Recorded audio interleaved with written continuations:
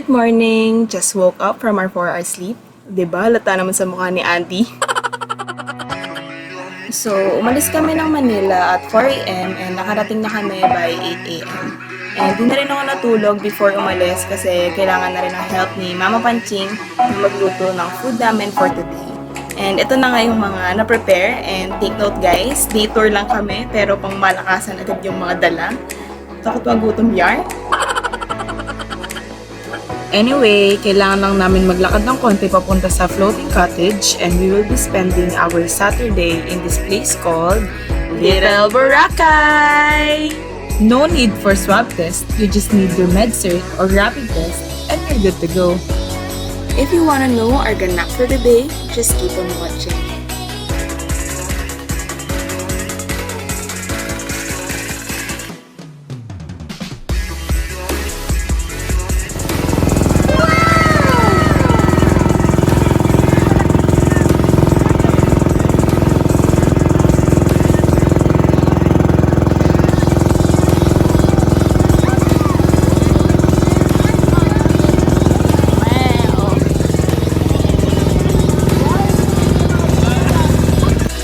Breakfast time!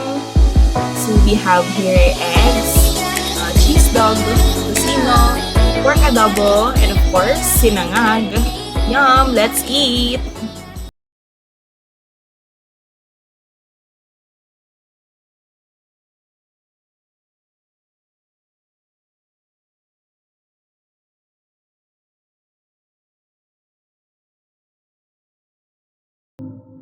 So, tapos na kami mag-breakfast. Habang tulog ang mga thunders, chill at ihaw muna ang mga bagets for lunch.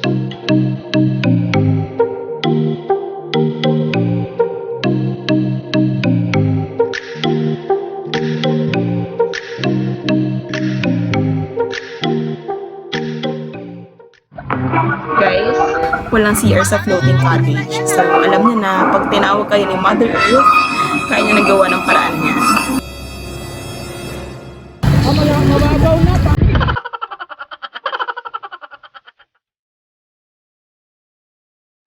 Bumalik din sila after kasi aside from marami daw sea urchins, it's also a private property.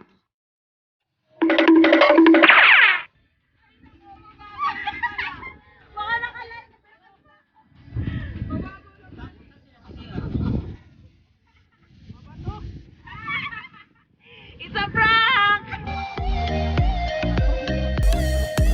At syempre, hindi mawawala ang pictorial.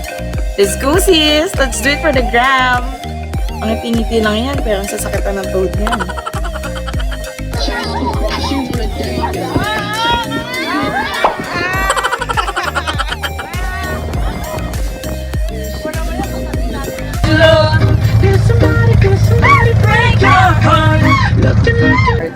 Okay, tapos na kami mag-ihaw and prepare for lunch, and gusto lang namin ng magandang view, kaya push nyo na yan mga blue. Nakalimutan namin mag-video nung lunch namin, so insert ko na lang yung IG story. For lunch, we have liempo, ensaladang talong, calamares, tuna panga, chicken inasal, okra, salted egg, steamed shrimp, pusit, and pampano.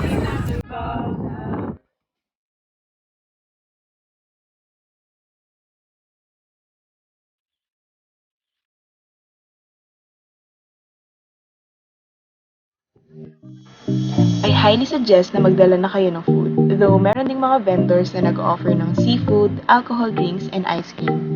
May malapit din naman na palengke but sayang pa siya sa time. If nahahasal naman kayo mag-prepare, you can order from Mama Panching's. O diba? Napasok mo pa yan?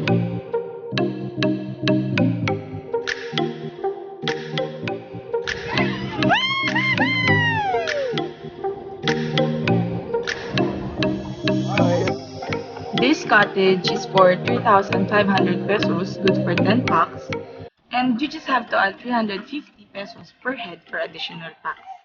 Inclusive na siya ng ihawan, pero kailangan niyo pa din magdala ng uling. If you plan to stay overnight, may available din na rooms for 3,500 as well. Kung day tour naman, may available din na banlawan or liguan for 20 pesos.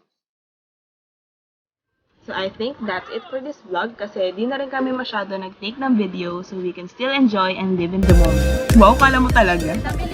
Reminder lang to be a responsible traveler, especially sa ganitong place. Put your trash in the proper place and not in the sea. Practice less waste by bringing plates or in our case, bilao, banana leaves, and tumblers instead of single-use plastics. Just a little thing to give back to Mother Earth for its beauty. Lalagyan lang namin sa description box yung contact number ni Tito George, yung owner ng floating cottage, and other expenses. If you have questions, just comment below. And if you like this video, give us a thumbs up and don't forget to subscribe to our channel. Thank you for watching and see you on our next adventure!